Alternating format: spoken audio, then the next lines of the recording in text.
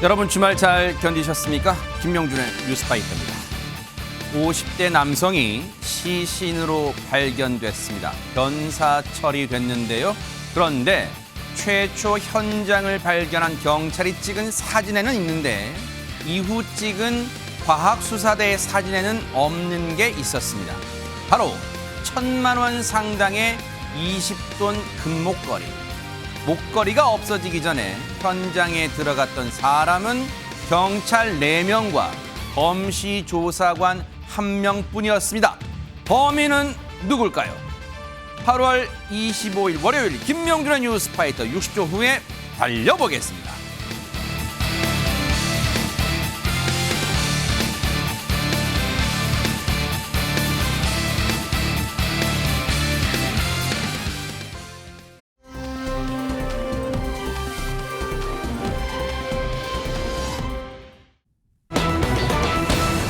그런데 오늘 이분의 이름도 굉장히 많이 인터넷상에서 오르내리고 있어요. 허주연 변호사님. 네, 변함없는 눈웃음이 너무나 아름답고 매력적인 배우죠. 손예진 씨 얘긴데요. 남편 현빈 씨와 결혼해서 아이를 낳고 한동안 작품 활동을 안 하다가 첫 복귀작을 발표해서 굉장한 이목이 쏠렸습니다. 특히 거장인 박찬욱 감독과 손을 잡고 스크린으로 돌아온 건데요. 지난 19일에 제작 보고회에 직접 참석을 했거든요. 그런데 이날 같은 주연 배우로 활약한 유명한 배우가 또 있었습니다. 바로 이병헌 씨인데요. 나란히 앉아서 영화에 대한 이야기를 나누었고 또 촬영장에서의 어떤 있었던 일들 이런 것들에 대해서 또 이제 대화를 나누었는데 이후에 때 아니게 갑자기 손예진 씨 인성 논란이 계속해서 불거진 거예요. 도대체 무슨 얘기가 그 제작 발표회 보고회에서 나온 건지 일단 영상부터 보시고 이어가 보겠습니다. 네네. 아이를 낳기 전에도 저는 뭐 아주 많은 아이 엄마 역할도 해보고 이혼녀 역할도 해보고 모든 것들을 해봤는데 그게 다르구나. 실제로 경험한 것은 어떤 것과도 비교될 수 없구나라는 생각을 느낄 정도로 아이랑 있는 나의 모습이 물론 조금 큰 아이들이긴 했지만 되게 자연스러웠어요. 저는 따뜻한 엄마 역할을 해주고 싶은 그런 긍정적인 엄마의 모습이에요. 그래서 그 부분에 있어서는 조금 몰입하기가 쉬웠던 것 같아요. 제가 촬영장에서 본 모습은 좀 다른 모습이었거든요. 그 리원이로 나오는 그 꼬마 여자아이가 저희가 차 안에서 촬영하거나 뭐 집에서 촬영하거나 계속 저희 둘에게 무슨 질문을 하는데 궁금한 게 많을 날죠. 예. 저는 계속 그 질문에 대답을 해주다가 슛 들어가는 상황에서 이게 어떤 감정이었죠? 그리고 약간 정신을 못 차리는 상황이 되는데 한 번도 대답을 안 해요. 그래서 그것이 몇 번 반복되다가 예준 씨 물어보면 질문을 하는데 제가 답을 좀 해주라고 그랬더니 아니 그거는 선배님이 맡아서 하세요. 나는 이 감정 몰입을 해야 되냐고 그걸 대답을 못하고 그런 모습을 보다가 이렇게 말씀하시는 거 보니까 근데 그게 그래 마음은 그러셨구나 그냥 그런 생각이 들어요. 뭐 촬영할 때 있었던 에피소드, 뭐 일화를 지금 얘기하다 보니까 지금 제작 발표회 분위기는 뭐 분위기 뭐 화기애애해진 것 같아요. 예, 외형적인 분위기는 매우 화기애애했는데 그 내용이 이병헌 씨가 손예진 씨가 한 얘기에 반대되는 얘기를 한 거였거든요. 그러니까 손예진 씨가 이병헌 씨와 극중에 이제 부부 역할로 나오는데 두 아이의 엄마 역할입니다. 그래서 엄마 역할에 대한 모성의 몰입 그걸 이제 얘기를 한 거예요. 그러면서 내가 직접 이제 엄마가 되고 나니까 캐릭터 표현에 더 도움이 되더라. 모성애 얘기를 했는데 그때 이병헌 씨가 내가 촬영장에서 실제로 본 모습은 좀 달랐다라고 하면서 아역 배우가 계속 질문을 했는데 손예진 씨가 그 아역 배우 질문에 대답을 한 번도 안 해주더라. 근데 이 자리에서 손예진 씨가 모성애 얘기를 하니까 그때 마음은 그랬구나. 아꼈구나 싶었다. 그러니까 손예진 씨가 그때는 속으로 아꼈나 보다. 이병헌 씨가 그렇게 얘기를 한 건데 그 자리에서는 웃으며 얘기했지만 이제 누리꾼들이 이걸 굉장히 예민하게 받아들인 겁니다. 그래요? 손예진 씨가 겉으로는 모성애 이런 얘기하지만 사실은 실제 그 아역 배우한테는 냉랭하게 대한 것이 아니냐. 이런 식의 소문이 퍼져나가면서 손예진 씨를 비난하는 댓글이 막 퍼지기 시작했습니다. 그래서 네티즌의 비난을 그거 대답해 주는 게 어렵냐. 아역을 무시한 거냐 이런 식으로 막 공격을 시작했던 겁니다. 이야, 이게 갑자기 엉뚱한 대로 지금 일이 커지는 느낌인데, 근데 지금 딱 저 부분만 얘기 듣고 보면 이렇게 하하 웃을 수도 있고 뭐 이렇게 이 누리꾼들이 이거 뭐야? 이거 실제하고 본 모습하고 저기 현장은 다른 거 아니야라고 하는데 왜 그렇게 됐는지를 손예진 씨가 이유를 설명하는 게 있었어요. 그거 마저 들어보시고 이어가 보도록 하겠습니다. 우리가 우스갯소리로 그 우리 아이 딸로 낳은 아이가 너무 호기심도 많고 이제 계속 저희한테 뭘 물어봐요. 근데 그게 이제 리허설 할 때도 그렇고 슛 들어가기 직전까지 이제 뭘 질문을. 물어봐요. 근데 이제 저는 그때 대사도 좀 있었고 좀 감정적으로 약간 이렇게 대사 이런 것들이 이제 감독님이 디테일한 어떤 그 디렉팅을 주실 저는 때. 해야 되기 때문에 저도 있었어요. 선배님은 별로 대사가 없었잖아요. 그래가지고 계속 물어보는데 나는 정말 제가 상상했던 것보다 훨씬 더 정말 한참 벗어나서 너무나 디테일한 연기들을 해주시는 거예요. 그래서 그래서 또 리원이한테 대답을 안 해주셨구나. 이거 정말 몰입을 이거 한 달 잘했구나. 갑니다. 제가 봤을 때 한 달 동안 얘기하죠. 마지막에 그 어디서 친숙한 목소리 들리시죠? 제작 발표 때 항상 사회보는 박경림 씨 목소리인데 지금 박경림 씨가 약간 예언 같은 걸 한 거예요. 지금 이 얘기 한 달간도 하는데 지금 벌써부터 논란이 뜨겁잖아요. 안지훈 기자님. 근데 지금 뉴스파이터에서도 다루고 있죠. 그러니까요. 사실 제작 발표 현장에 가면은 기자들이 많이 묻는 질문 중에 하나가 현장 에피소드를 많이 물어봐요. 그러면서 저렇게 이야기가 오가는데 결론적으로 얘기를 할 때 저 얘기의 진위 여부는 정말 두 사람만이 알고 있을 겁니다. 네. 근데 적어도 이제 분위기를 좀 풀기 위해서 했던 얘기로 보이는데 그럼 평소 두 사람과의 관계도 중요할 텐데 이병헌 씨 아내 이민정 씨가 네. 손예진 씨랑 같은 소속사에 10년 넘게 몸담고 있어서 그래요? 둘이 절친한 사이입니다. 네. 그래서 아마 이병헌 씨랑도 관계가 굉장히 평소에도 좋았던 것으로 알고 있는데 이병헌 씨가 그 관련해 가지고서는 농담을 하는 과정에서 이런 얘기들이 좀 불거진 것 같은데 네. 중요한 거는 이걸 바라보는 대중들 입장에서는 네. 그들 간의 개인적인 관계나 이런 것까지 보지 않고서는 저 장면만 보게 된다는 겁니다. 앞뒤 상황을 다 따지진 않을 거라는 거죠. 그렇게 놓고 봤을 때는 누군가 볼 때는 불편해 보일 수도 있기 때문에 네. 공식석상에서 이렇게 좀 더 사적인 얘기를 주고받을 때는 어느 정도로 대중이 받아들일 수 있을지를 한 번쯤은 고민해 볼 필요가 있습니다. 그러니까요. 평소에 친한 이병헌 씨와 손예진 씨가 농담을 주고받는 스타일일 수 있는 건데 그 배경을 모르는 일반 시청자와 저 현장 제작 발표에 있던 현장에 있던 기자들과 일반인들 에서는 뭐지? 왜 갑자기 디스를 하는 거지? 라고 생각할 수도 있었을 것 같다 이런 생각이에요. 근데 지금 이렇게 논란이 커지다 보니까 갑자기 궁금한 게 박성배 변호사님 당시 아역 배우 있잖아요. 손예진 씨의 이제 아이로 나온 그럼 그 아역 배우는 이 논란이 커진 것에 대해서 뭐 입장 같은 거 없어요?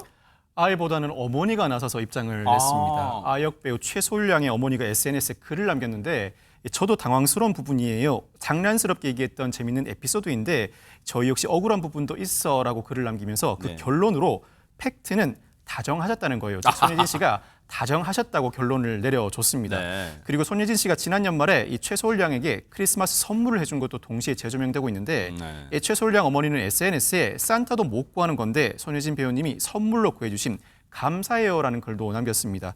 이 논란이 있기 전부터 최솔량 어머니는 손예진 씨 SNS에 보고 싶다, 파이팅 등의 댓글을 남기면서 응원하는 모습을 보여줬습니다.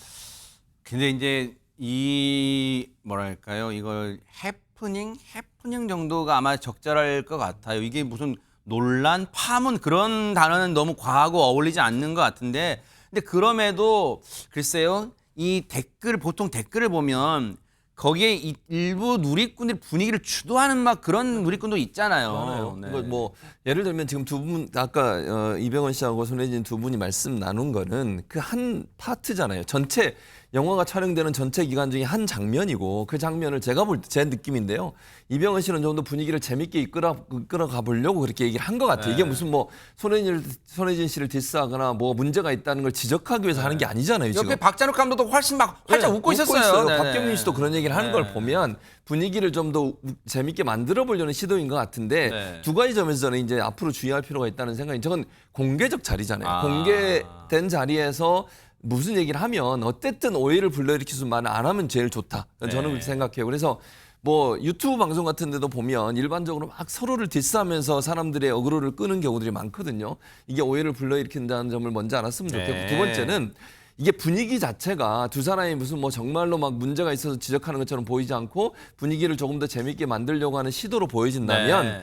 그거를 그렇게 민감하게 반응해서 댓글을 올리시는 것도 조금 자제할 필요가 있어요. 시청자분들도. 왜냐하면 그게 한 사람이 올리게 되면 다른 사람들이 계속 그런가 보네 하면서 또 같이 따라서 올리는 경향이 있거든요. 그렇게 되면 아무 문제 없는 부분을 문제로 만드는 위험성도 존재하고 있기 때문에 제가 네. 볼 때 이제 어머님, 이 아역 배우의 어머님이 올리신 글을 보면 손혜진 씨가 정말 이 아이를 사랑하고 함께하면서 많이 돌봐준 것처럼 보이잖아요. 더 이상 이런 논란이 확산되지 않았으면 좋겠고요. 네. 개인적으로 한 장면만 가지고서 한 사람을 판단하는 네. 것은 위험할 수 있다는 점도 기억했으면 좋겠습니다. 그래요. 어쨌든 혹시 이제 그 아역 배우 아이의 마음이 안 다쳤기를 그게 제일 중요한 거니까요. 어쨌든 그 아이의 아역 배우 어머님 말씀으로는 아이가 또 이렇게 마음으로는 다친 건 아닌 것 같으니까 그나마 천만 다행입니다. 그런 생각해 볼게요.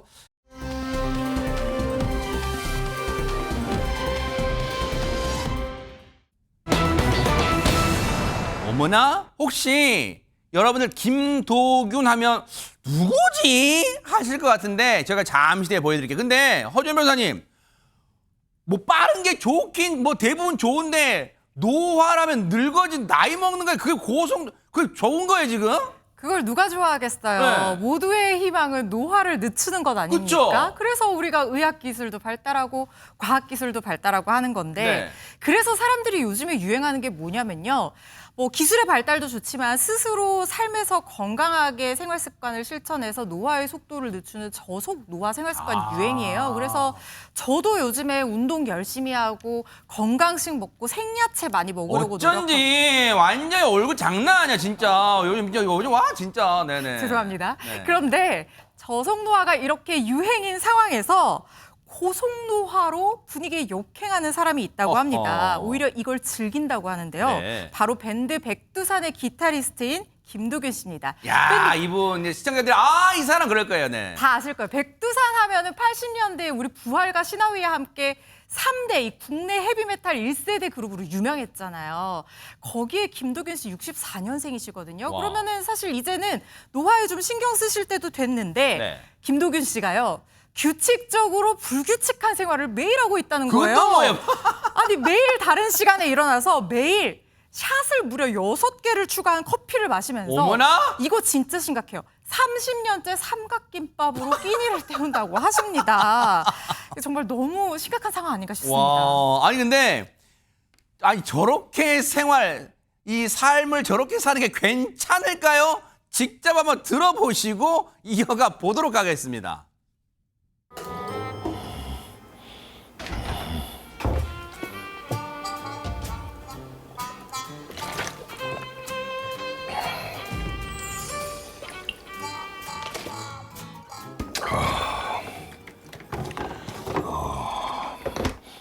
낮 3시래. 낮 3시요? 어머 삼각김밥이야. 진짜 삼각김밥이네. 맞네.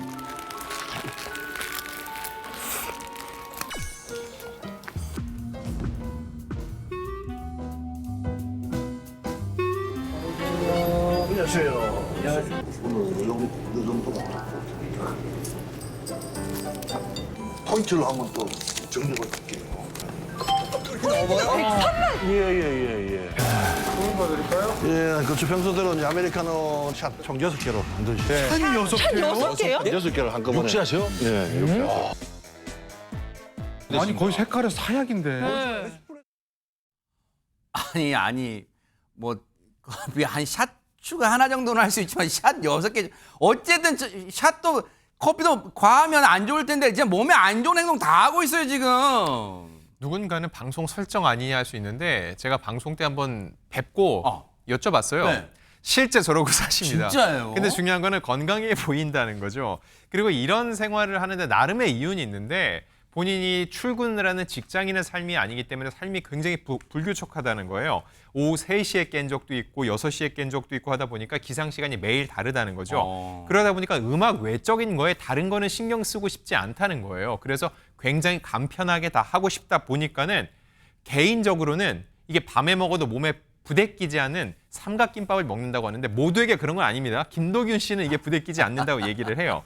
그리고 편의점을 이용하는 게 사실 언제 어느 시간에 가도 문이 열려 있고 내가 원하는 걸 곧바로 구할 수가 있다는 거죠. 야. 그래서 편의점이 생긴 이후 30년째 삼각김밥을 먹고 있다고 하고요. 아까 와. 포인트 100만 넘은 거 보이셨죠? 그럼 그동안 쓴 돈은 얼마일까요? 편의점에 그동안 쓴 돈만 무려 1억 4천만 원이 넘는다고 합니다. 그래서 포인트가 103만 원이 쌓인 건가요? 아 근데 혹시 여러분 삼김이라고 아세요? 삼김? 김영삼, 김대중, 김종필 그 삼김 아니에요. 저는 저희 아들 덕분에 알았어요. 너 오늘 점심 뭐 먹었어? 삼김. 삼김이 뭐야? 아 삼각김밥도 몰라 아빠? 그랬는데 삼각김밥을 줄여 삼김이라고 한대요. 그 삼각김밥을 김도균 씨는 딱 먹어보면 이게 어느 편의점 표인지 다 안다는 거예요. 이거 리얼일까요? 영상 만나보시고 이어가 보도록 하겠습니다. 왜 약간 긴장되지 않으십니까? 뭐 감은 잡고 있으니까. 야 이거 이거는 예. 쥐가 아니라는 건 확실해요.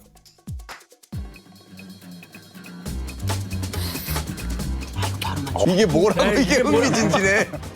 비슷하긴 한데 약간 뭐가 다르네 지금. 시 쪽일 수는 있고, 이건 좀 잠깐 많이 딱 잡을 수도 익숙해. 불안 먹으면 될것 같은데. 일 가능성이 있어요. 맞는데? 속을 좀 더 먹어봐야 돼. 속을 더 7CG로 이렇게 일단. 자 여러분, 자. 자, 형님 요 잠깐 들고 계시고요. 자, 한번. C입니다. C. 교체하겠습니다. 교체하겠습니다. 교체? 그러면 판 교체. 이게 G, 이게 7로. G와 쌤.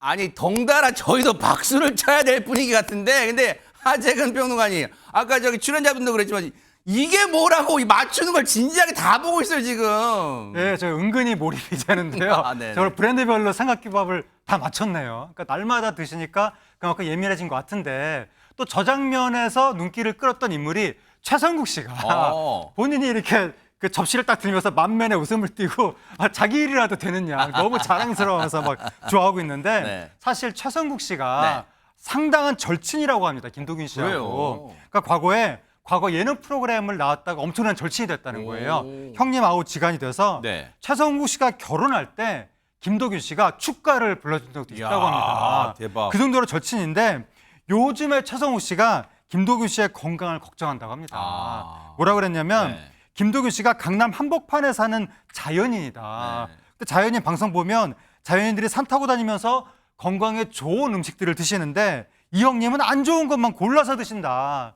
예전에는 그냥 그런가 보다 했는데 이제 형님이 60대가 돼서 요즘에 전화를 좀 늦게 받거나 안 받으면 아이고. 내가 무섭다 이렇게 걱정하는 마음을 드러내기도 했습니다. 아니 뭐 꼭 최성국 씨 얘기가 아니더라도 아마 많은 분들이 걱정하는 분 많을 거 아니에요. 그러면 이제라도 건강 관리 좀 하셔야 되는 거 아니에요? 그러니까요. 하셔야 되는데 당분간 지금 나오는 모습만 보면 그렇게 바뀔 생각은 없어 보이시는 아이고. 것 같아요. 근데 한 가지는 끊었다고 합니다. 뭘까요? 그러니까 주로 이제 많이 드시는 게 뭐예요? 커피, 편의점, 삼각김밥, 그리고 담배를 즐기는데 아하. 예전엔 술도 많이 먹었대요. 아이고. 술을 딱 끊었어요. 네. 술을 끊은 이유가 있습니다. 뭘까요? 그러니까 술도 하루는 술을 정말 많이 먹고 네. 광음하고 김대균 씨가 술을 먹고 눈을 딱 떴는데 아침이 됐는데 아침에 어디에 누워 있냐면 파출소 앞에 벤치에 누워 있더라는 거예요. 그러니까 자기가 그걸 보면서 스스로 생각했대요. 야, 이런 그림까지 오면 안 되겠다고 그렇죠, 싶어서 네네. 그다음부터는 술을 완전히 끊었다고 합니다. 그래서 그건 정말 잘하셨는데 네. 앞으로는 샷 6개 커피도 끊으셔야 되고요. 그렇죠, 맞아요. 삼각김밥도 드시는 거 좋지만 다른 음식도 골고루 영양분을 맞아요. 섭취하는 게 필요하다고 생각합니다. 근데 여기서 문득 궁금한 게 있어요. 박성배 변호사님, 김도균 씨 혹시 지금도 혼자예요? 지금도 혼자입니다. 김도균 씨는 결혼을 하고 싶고 결혼을 하려는 시도도 했지만 이 관문들을 쉽게 통과하지 못해서 아직도 혼자의 길을 가고 있다고 고백한 적이 관문? 있습니다. 관문이 뭐예요? 관문? 나름대로 여러 가지 관문들이 있다고 생각하는 것 같은데 네. 과거에 한 아일랜드 여성과는 결혼 직전까지 간 적도 있답니다. 그런데 지역적 차이와 경제적 문제 등이 있어서 결혼까지는 가지 못했다고 털어놓기도 했습니다. 네. 어쨌든 이제 건강을 좀 조심하고 챙기신다면 아마 자연스럽게 좋은 인연도 주변에서 만나시지 않을까 그런 생각 해보니까 먼저 건강이 최고라는 거 먼저 명심하시고 실천해 보시길 뉴스파이터가 진심으로 응원해 보도록 하겠습니다.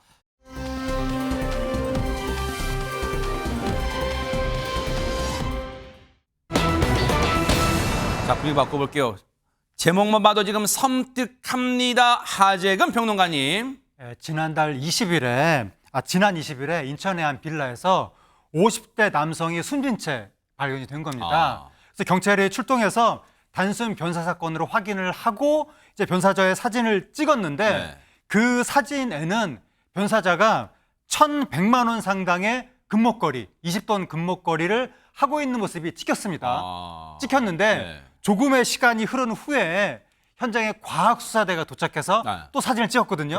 근데 거기에는 이 변사자가 20돈 금목걸이를 하고 있지 않은 거예요. 그러니까 그 잠깐의 사이에 금목걸이가 사라진 겁니다. 어머나? 그런데 과학수사대가 도착하기까지 현장에 출입한 사람은 경찰관 4명 그리고 검시조사관 1명 뿐이었습니다. 아니 보통 안진용 기자님 보통 이럴 때 우리가 쓰는 표현이 있잖아요. 아니 금목걸이에 발이 달렸나? 그 사이에 어디로 사라진 거야? 이런 말 하잖아요. 네, 그런 귀신이 고칼 노릇이기 때문에 경찰들 사이에서도 의심을 했습니다. 그러겠죠. 그래서 결국은 서로의 결백함을 증명하기 위해서 서로 몸수색까지 했다는 겁니다. 어머나. 근데도 나오지 않았습니다. 어머나. 그런데 이틀 뒤 한 남성이 자신이 가져갔다고 자수를 하게 된 겁니다. 어허? 그 남자의 정체는 바로 최준봉 교수님이 말씀해 주시겠습니다. 어머나 나 순간 놀랐어 진짜. 그 남성은 바로 최진봉 교수님이라길래 어머 깜짝 놀랐는데 최진봉 교수님이 너무 우리 안진용 기자님 방송을 진짜 아시는 거예요. 잘 알고 심장을 있네요. 쫄깃쫄깃 하시는데 맞습니다. 빨리 말씀해 주세요 그러면. 누구냐면 경찰관이 아니었고 왜냐하면 또 박상무 변호사 경찰 출신이잖아요. 그렇죠, 또 그렇죠. 긴장하고 네네. 있을 텐데 경찰관 아니었고요. 아니었고요. 검시조사관이었습니다. 어허! 검시조사관이 누구냐 궁금해하실 텐데 네. 검시조사관이라는 사람들은 시도경찰청 과학수사대나 형사과에 소속된 일반직 공무원이고요. 시신 검사를 통해 사인을 판명하고 수사를 지원하는 역할을 하는 사람을 검시조사관이라고 합니다. 그날 검시조사관 1명이 경찰과 함께 출동을 했거든요. 현장에. 그리고 그날 오후 2시쯤에 현장에 출동한 경찰관들이 집 밖을 조사하기 잠깐 나간 적이 있었어요. 그 사이에 이 검시관이 시신에서 금목걸이를 빼내서 본인의 운동화 안에 숨겼습니다. 그래서 경찰은 해당 검시관을 긴급 체포를 했는데요. 해당 검시관 뭐라고 진술을 했냐면 시신을 확인하다가 순간적으로 욕심이 생겨서 훔쳤다 이렇게 진술을 했습니다. 욕심이 생겼다는 말로 이 죄가 덮이진 않을 거 아니에요. 지금 구속 전 피의자 신문 그러니까 구속영장 실질심사를 받으러 가는 모습 보시고 이어가 보도록 하겠습니다. 시신에 있던 목걸이 훔치신 이유가 뭔가요? 이전에도 검시 중 물품 훔치신 적 있으세요? 현장에서 범행 처음에 부인하신 이유가 있습니까? 당연히 기자들이 저런 질문 나올 수밖에 없을 거 아니에요. 박성배 변호사님 이번이 처음이 아니고 그전에도 혹시 비슷한 짓을 했어요? 라고 물어보잖아요 지금. 참고로 이 검시조사관의 경력은 3년입니다. 일단은 그동안 시신의 물품 등이 사라진 사건은 없다고 하는데 아마 경찰은 다시 한번 기존 사건들을 확인해 보는 과정을 밟을 것입니다. 변사 현장 점검 과정에서 유류품도 모두 기재하게 되어 있어서 대조 과정에서 추가 사건이 발생할 여지도 있습니다. 혹시요 박성배 변호사님도 현직 경찰에 계셨을 때 이런 사건 현장에서 이런 일이 왕왕 있긴 합니까? 어떻습니까? 전혀 없습니다. 저도 변사체 검시 종종 나가봤는데 이와 같은 일은 들어보지도 본 적도 없는 것 같습니다.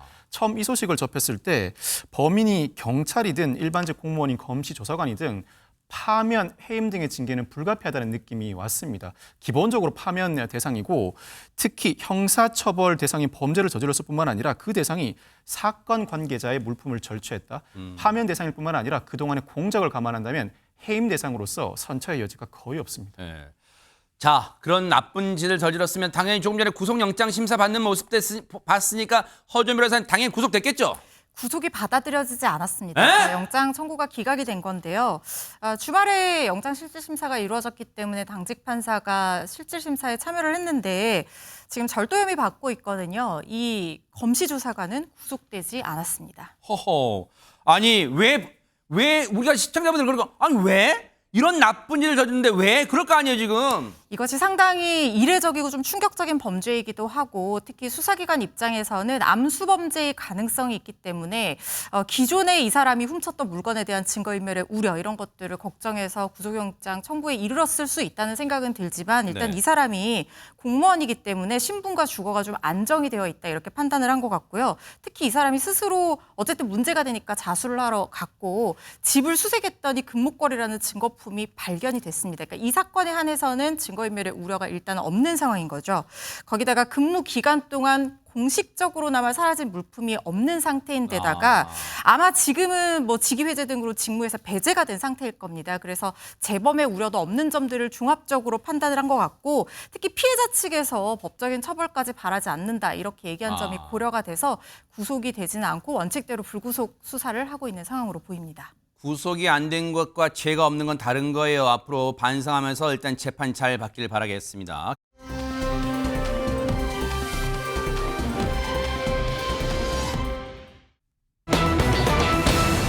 세상에 제목마다 무슨 경악스러운 일이 벌어진 것 같아요. 안진용 기자님. 지난달 3일 오후 4시 45분쯤입니다. 충남 서천에 있는 냉동창고 건물에서 다급한 신고 전화가 한 통 걸려왔습니다. 어머나. 어떤 남성이 흉기로 찌르겠다고 위협을 한다는 신고 내용이었는데 세상에. 경찰은 긴급히 출동을 했습니다. 현장에는 근데 흉기는 보이지 않았습니다.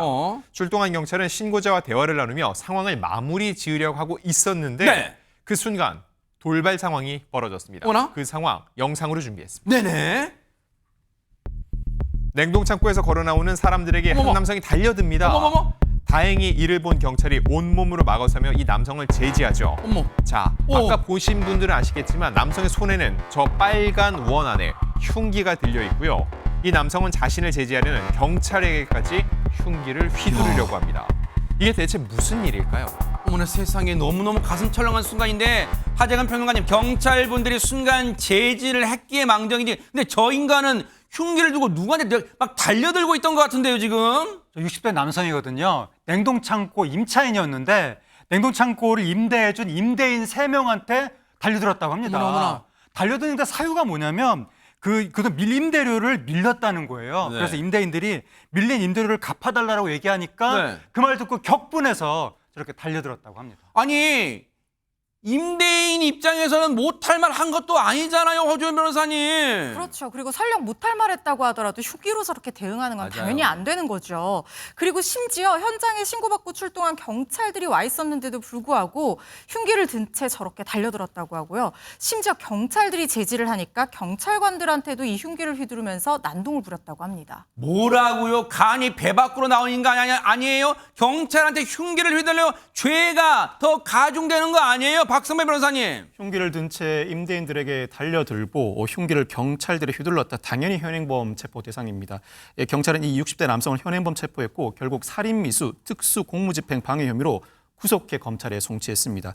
흉기 난동을 부리던 당시 이 60대 남성은 음주 상태였고 경찰 조사 결과 상해치사 등의 전과 18범이었다고 합니다. 와, 하마터면요. 경찰분들이 순간적으로 대응을 잘 하지 못했다면 보세요. 저 순간에 뭐 다른 일을 하거나 잠깐 순찰차에 간다거나 하면 저 인간이 저 흉기를 들고 임대인 3명에게 그냥 다가간 것도 아니잖아요. 달려들었잖아요. 흉기를 들고 달려들어서 어떤 끔찍한 일이 벌어졌을지 모르는 상황이었어요. 정말 극악무도한 짓이었어요. 앞으로 법의 처벌 달게 받길 지켜보도록 하겠습니다.